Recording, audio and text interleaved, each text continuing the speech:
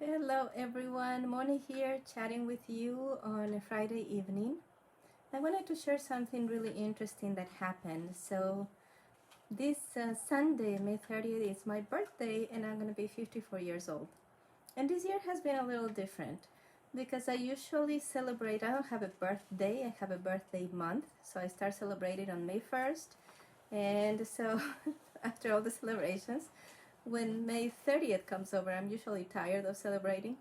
But this year I wanted to do things different. So this year I haven't been celebrating the whole month.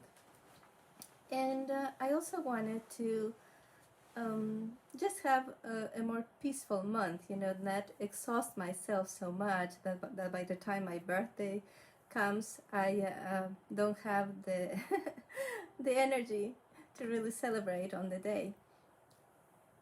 And one of the things that was different this year was this. You know how on Facebook people can see when your birthday is coming up, and this time Facebook was like, how about you do a fundraiser? And I thought, well, maybe it's time to do a fundraiser. But I didn't quite feel like it. Let me just check something here. Okay, I didn't feel quite like doing it because I don't like to ask people for things. I don't like to ask people for money, even if it's donations for a good cause. But I heard like a whisper, a whisper from heaven is what I call it.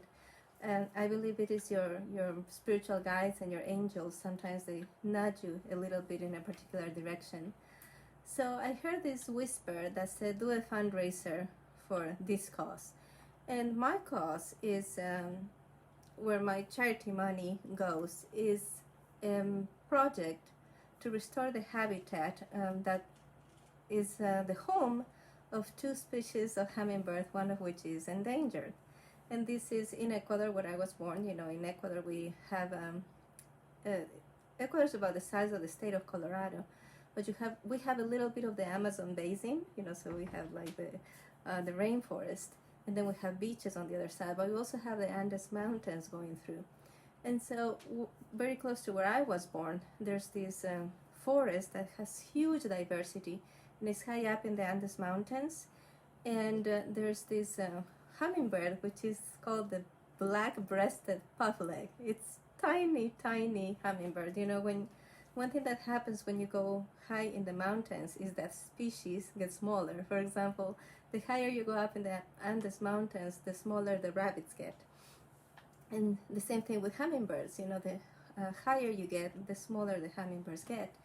And this hummingbird, it lives so high up in the Andes Mountains that it freezes every night. And so they have developed these tufts around the legs. It's like these little white pants they have. They're the cutest thing. I want to see if I can share a picture of the Black Breasted Puffleg under this video when I'm done recording. If you're watching the replay, you can go check it out.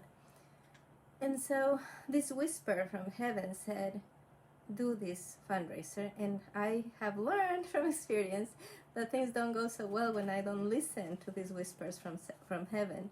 And so I'm like, okay, I'm gonna do a fundraiser for my birthday for the foundation, which is called Hokotoko, which is the foundation that is working to restore the habitat of this hummingbird and other hummingbird. And so I decided to do that, right? And then I got an email that said that people get more donations if they invite their friends.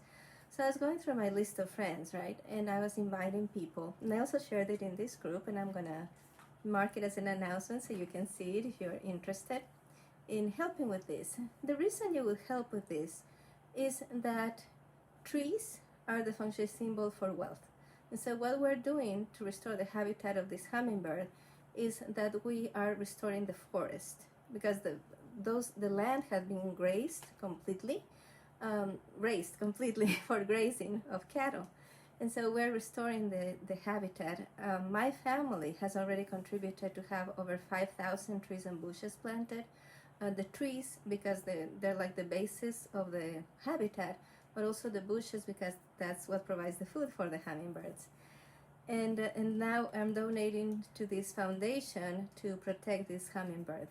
And so I did it. I started the fundraiser, and the the symbolism of planting trees in Feng Shui is super, super important because there's karma. The tree is considered the person of the vegetable world. And so whenever a tree is cut, whenever you cut a tree, or whenever a tree is cut on your behalf, so you can have paper, so you can have furniture, so you can have a house, there's karma there, and not good karma, it's bad karma. And so I recommend to all my students and my clients that for every tree that is cut by themselves or on their behalf, they plant 4. And I had a contractor calculate, like a regular house, at least 65 trees have been cut for any regular house to be built. If you have a larger home, that's more. And so I have made this connection. For a long time I've been talking about trees and forests and how they represent wealth and how you should be making an effort to plant trees. And I really love this project because it helps the hummingbirds. But I received this message from heaven, right? This whisper, start this fundraiser. And I did it even though I felt uncomfortable doing it. And then I invited friends to contribute even though I felt uncomfortable doing that. And thank goodness, the donations started coming in right away. And so that was really good to see that people would do this for me and for the hummingbirds. And so as I was inviting people, I was going through the list, and I thought about people in Ecuador, like some friends from when I was in high school, some friends from when I was in university over there studying architecture. And so I invited friends from Ecuador, right? And then I was like, okay, that was uncomfortable, but I did it, and the donations are coming in, and I'm raising awareness for the important work of this foundation. And I was okay. So that was in the morning, right? I think this was Wednesday that I started this. And so in the afternoon, I received a message via WhatsApp from a friend that I hadn't heard from in years. But she's a friend on Facebook, so sometimes I like things by her, sometimes she likes my things. Hold a sec, the cat is scratching something. Don't do that. Stop. Sorry about that interruption. She's being naughty.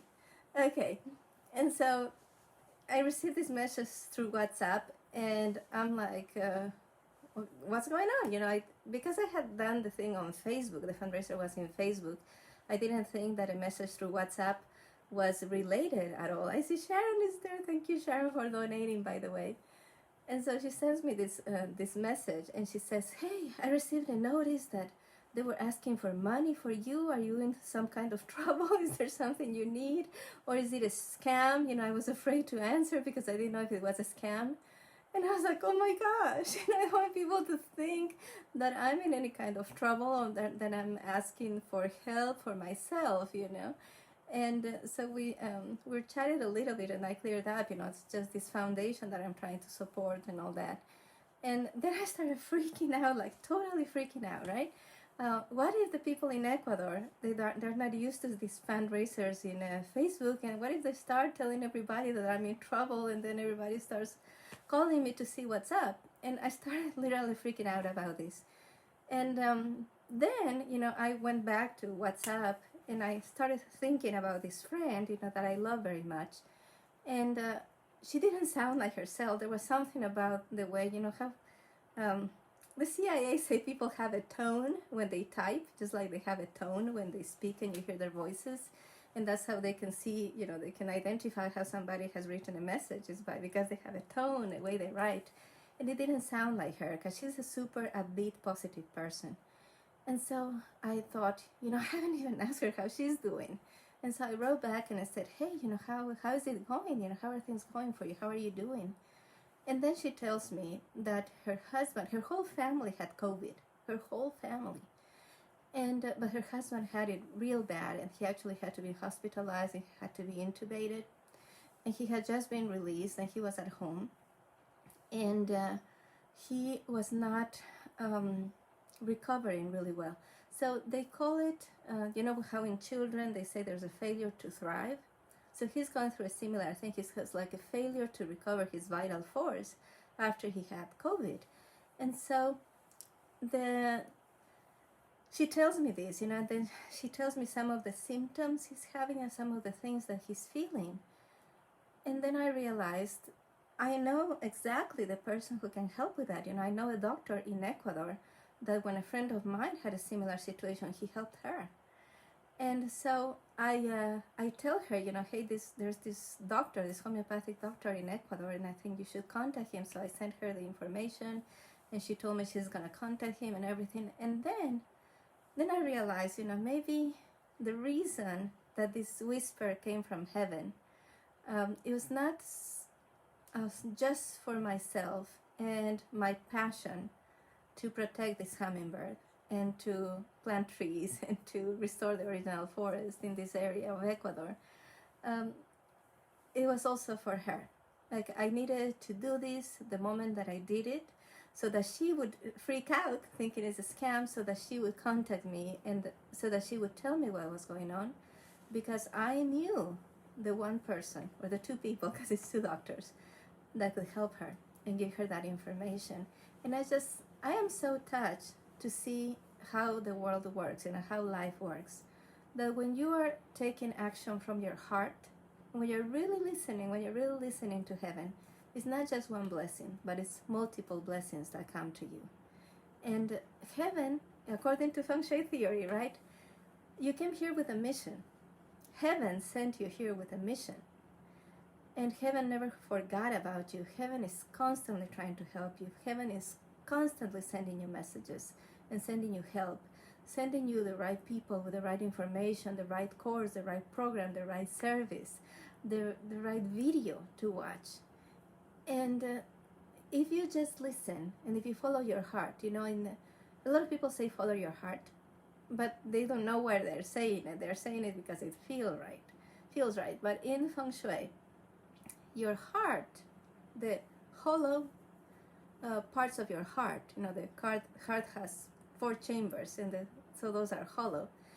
And those places, that's where your spirit resides, the spiritual being that came from heaven and came into your body.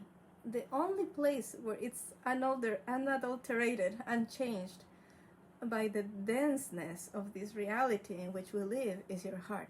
So that's you. So when you put your hand on your heart, that's you.